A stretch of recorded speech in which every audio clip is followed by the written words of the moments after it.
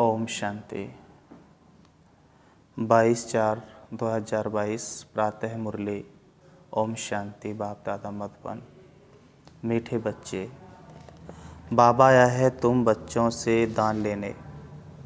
तुम्हारे पास जो भी पुराना किचड़ा है उसे दान दे दो तो पुण्य आत्मा बन जाएंगे।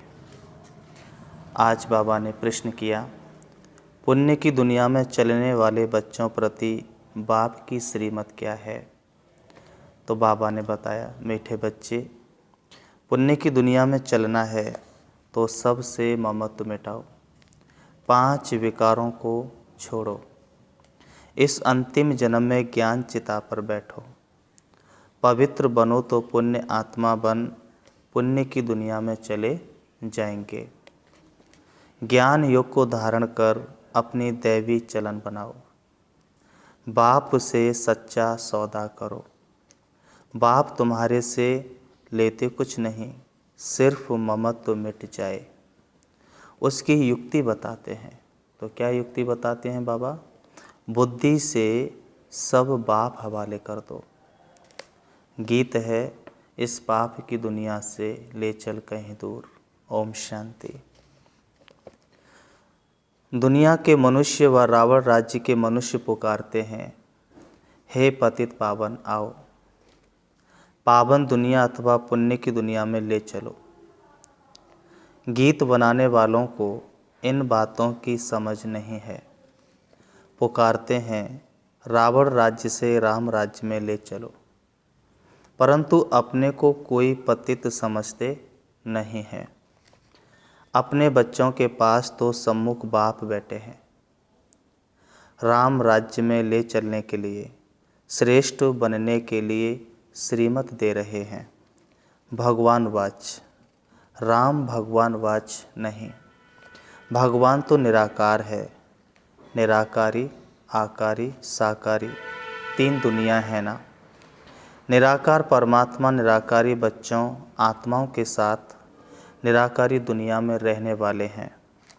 अभी बाबा आया हुआ है स्वर्ग का राज्य भाग्य देने, हमको पुण्य आत्मा बनाने।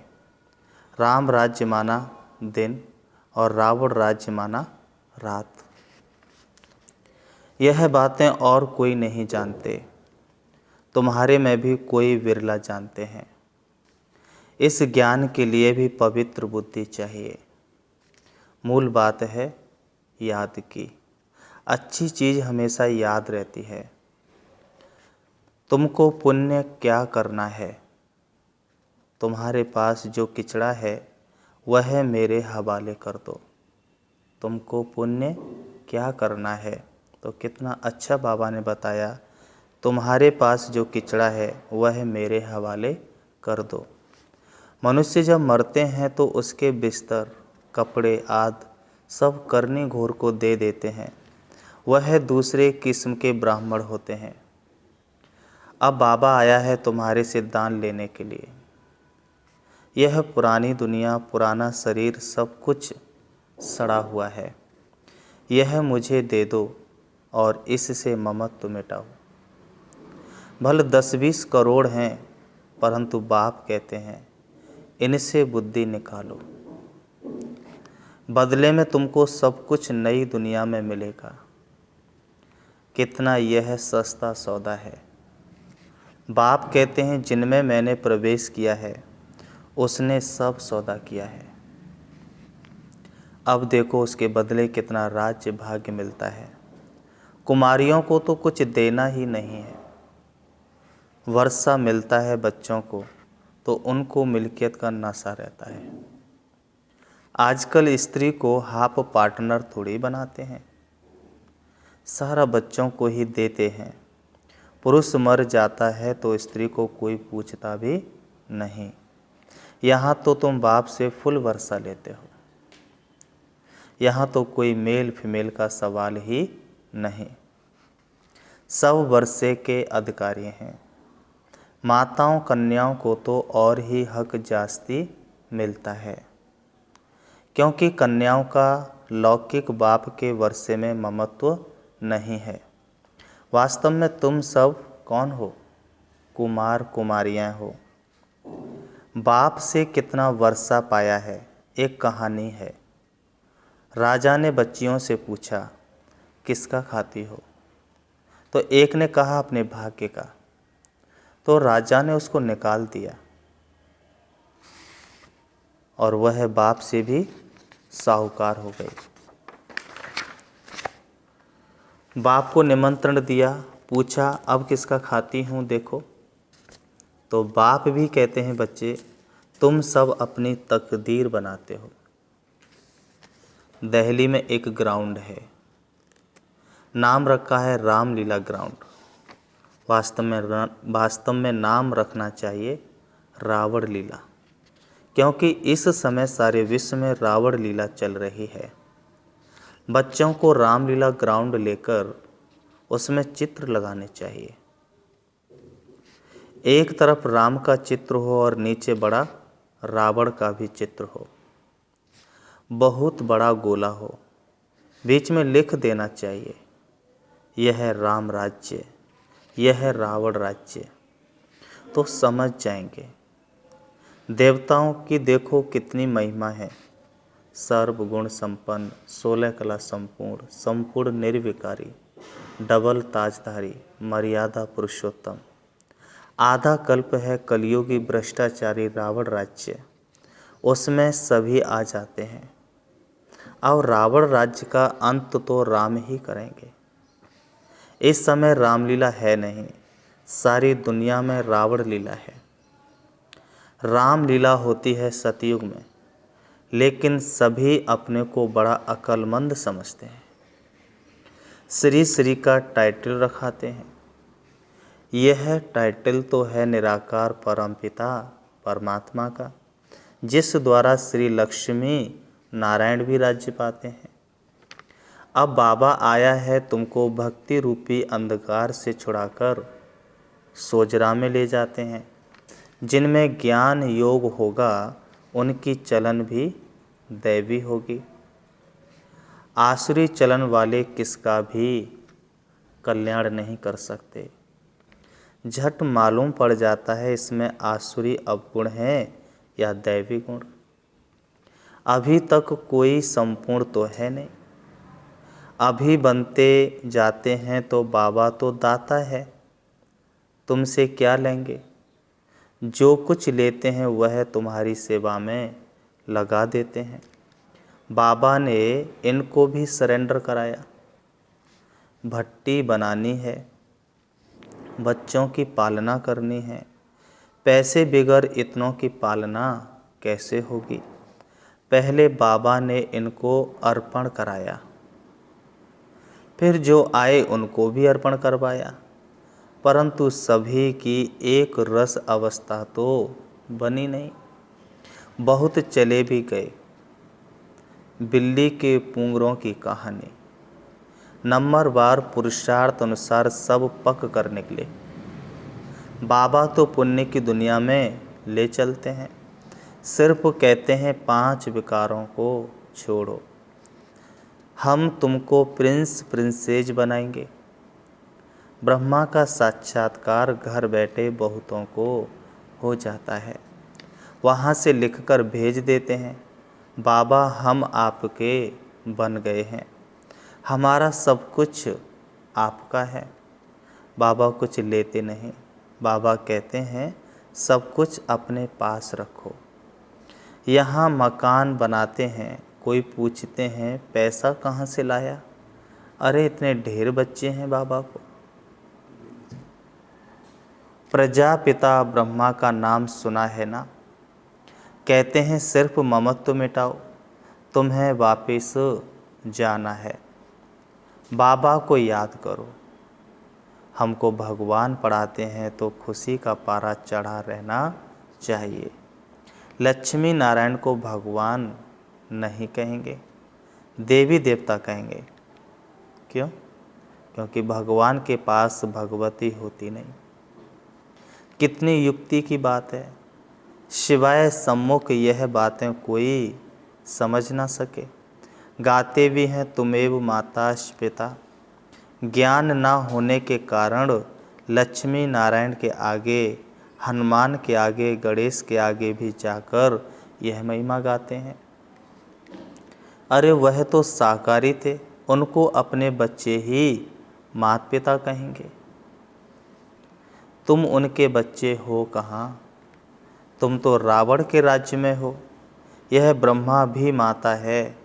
इन द्वारा बाबा कहते हैं तुम मेरे बच्चे हो। परंतु माताओं कन्याओं को संभालने वाली माता चाहिए। एडाप्टेड बच्ची है बीके सरस्वती। कितनी गुह बातें हैं। बाबा जो ज्ञान देते हैं वह कोई भी शास्त्रों में नहीं है। भारत का एक मुख्य शास्त्र है गीता। उसमें ज्ञान के पढ़ाई की बातें हैं। उसमें चरित्र की कोई बात नहीं। ज्ञान से मर्तबा मिलता है। बाबा जादूगर है। तुम गाते हो रत्नागर जादूगर, तुम्हारी झोली भरती है स्वर्ग के लिए। साक्षात्कार तो भक्ति मार्ग में भी करते हैं, परंतु उनसे कुछ लाभ नहीं।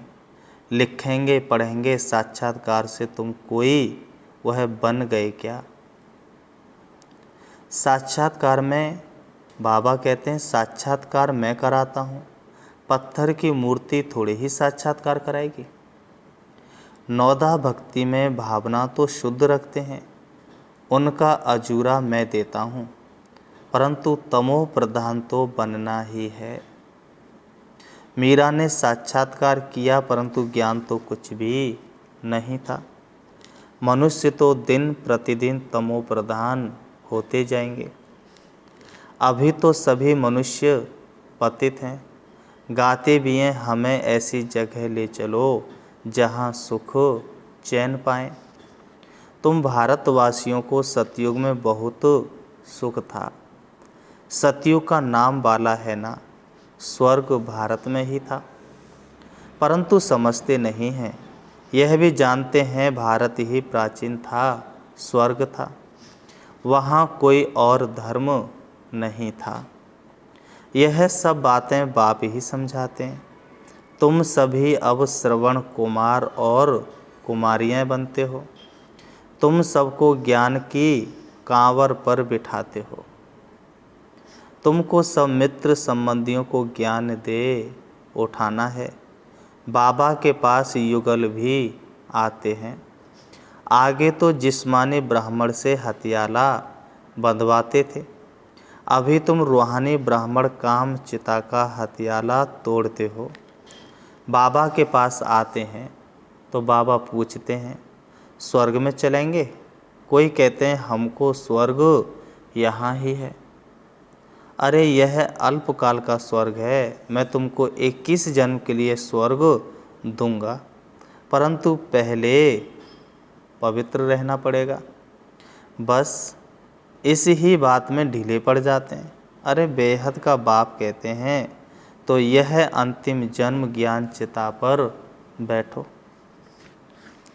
तो देखा जाता है स्त्रियां झटा जाती हैं। कोई फिर कहती हैं पति परमेश्वर को नाराज कैसे करें। बाबा के बने तो कदम कदम पर श्रीमत पर चलना पड़े। अब बाबा आया है स्वर्ग का मालिक बनाने। पवित्र बनना अच्छा है, कुल कलंकित मत बनो। बाप कहेंगे ना, लौकिक बाप तो चमाट भी मारेंगे। मम्मा मीठी होती है, बहुत मीठा रहमदिल बनना है। बाप कहते हैं बच्चे तुम मुझे बहुत गालियाँ देते हो, अब मैं अपकारी पर भी उपकार करता हूँ। मैं जानता हूँ कि तुम्हारा रावण मत पर यह हाल हुआ है। जो सेकंड पास हुआ वह ड्रामा, परंतु आगे के लिए खबरदार रहना कि हमारा खाता खराब ना हो। हर एक को अपनी प्रजा भी बनानी है, वारिस भी बनाना है। मुरली कोई मिस नहीं करनी चाहिए, कोई पॉइंट्स मिस ना हो जाए। अच्छे अच्छे ज्ञान रतन निकल जाएं और सुने नहीं तो धारणा कैसे करेंगे। रेगुलर स्टूडेंट मुरली कभी मिस नहीं करेंगे। कोशिश कर रोज वाणी पढ़नी चाहिए। अच्छा, मीठे मीठे सिकलदे बच्चों प्रति माता पिता बाप दादा का याद प्यार और गुड मॉर्निंग। रूहानी बाप की रूहानी बच्चों को नमस्ते। रूहानी हम बच्चों की रूहानी बाप दादा को याद प्यार और नमस्ते। धारणा के लिए मुख्य सार। नंबर 1, अपना खाता खराब ना हो, इसके लिए बहुत खबरदार रहना है। कभी कुल कलंकित नहीं बनना है। पढ़ाई रोज पढ़नी है, मिस नहीं करनी है। बाबा कहते पढ़ाई रोज पढ़नी है, मिस नहीं करनी है। दूसरा नंबर, श्रवण कुमार कुमारी बन ज्ञान कांवर पर सबको बिठाना है। मित्र संबंधियों को भी ज्ञान दे उनका कल्याण करना है। वरदान, अपने ऑक्यूपेशन की स्मृति द्वारा मन को कंट्रोल करने वाले राजयोगी भव। स्पष्टीकरण, अमृत वेले तथा सारे दिन में बीच बीच में अपने ऑक्यूपेशन को स्मृति में लाओ कि मैं राजयोगी हूँ। राजयोगी की सीट पर सेट होकर रहो। राजयोगी माना राजा, उसमें कंट्रोलिंग और रूलिंग पावर होती है। वह 1 सेकंड में मन को कंट्रोल कर सकते हैं। वह कभी अपने संकल्प बोल और कर्म को व्यर्थ नहीं गंवा सकते। अगर चाहते हुए भी व्यर्थ चला जाता है तो उसे नॉलेजफुल व राजा नहीं कहेंगे। स्लोगन, स्वयं पर राज्य करने वाले ही सच्चे स्वराज्य अधिकारी हैं। मातेश्वरी जी के अनमोल महाभाग्य। इस अविनाशी ज्ञान पर अनेक नाम धरे हैं। इस अविनाशी ईश्वरीय ज्ञान पर अनेक नाम धरे गए हैं या रखे गए हैं। कोई इस ज्ञान को अमृत भी कहते हैं, कोई ज्ञान को अंजन भी कहते हैं। गुरु नानक ने कहा ज्ञान अंजन गुरु दिया। कोई ने फिर ज्ञान वर्षा भी कहा है, क्योंकि इस ज्ञान से ही सारी सृष्टि सब्ज हरी भरी बन जाती है। जो भी तमो प्रधान मनुष्य हैं वो सतोगुणी मनुष्य बन जाते हैं और ज्ञान अंजन से अंधियारा मिट जाता है। इस ही ज्ञान को फिर अमृत भी कहते हैं, जिससे जो मनुष्य 5 विकारों की अग्नि में जल रहे हैं उससे ठंडे हो जाते हैं। देखो गीता में परमात्मा साफ कहते हैं, काम क्रोधेषु कामेषु क्रोधेषु, उसमें भी पहला मुख्य है काम, जो ही 5 विकारों में मुख्य बीज है। बीज होने से फिर क्रोध लोभ मोह अहंकार आदि झाड़ पैदा होता है। उससे मनुष्यों की बुद्धि भ्रष्ट हो जाती है। अब उस ही बुद्धि में ज्ञान की धारणा होती है। जब ज्ञान की धारणा पूर्ण बुद्धि में हो जाती है तभी विकारों का बीज खत्म हो जाता है। बाकी सन्यासी तो समझते हैं। बाबा कहते विकारों को वश करना बड़ी कठिन बात है। अब यह ज्ञान तो सन्यासियों में है ही नहीं, तो ऐसी शिक्षा देवें कैसे। सिर्फ ऐसे ही कहते हैं कि मर्यादा में रहो, परंतु असल मर्यादा कौन सी थी। वो मर्यादा तो आजकल टूट गई है। कहाँ वो सतयुगी त्रेतायुगी देवी देवताओं की मर्यादा जो गृहस्थ में रहकर कैसे निर्विकारी प्रवृत्ति में रहते थे। अब वो सच्ची मर्यादा कहाँ है। आजकल तो उल्टी विकारी मर्यादा पालन कर रहे हैं। 1-2 को ऐसे ही सिखलाते हैं कि मर्यादा में चलो। मनुष्य का पहला क्या फर्ज है वो तो कोई नहीं जानता। बस इतना ही प्रचार करते हैं कि मर्यादा में रहो, मगर इतना भी नहीं जानते कि मनुष्य की पहली मर्यादा कौन सी है। मनुष्य की पहली मर्यादा है निर्विकारी बनना। अगर कोई से ऐसा पूछा जाए तुम इस मर्यादा में रहते हो, तो कह देते हैं आजकल इस कलियुगी सृष्टि में निर्विकारी होने की हिम्मत नहीं है। अब मुख से कहना कि मर्यादा में रहो, निर्विकारी बनो, इससे तो कोई निर्विकारी बन नहीं सकता।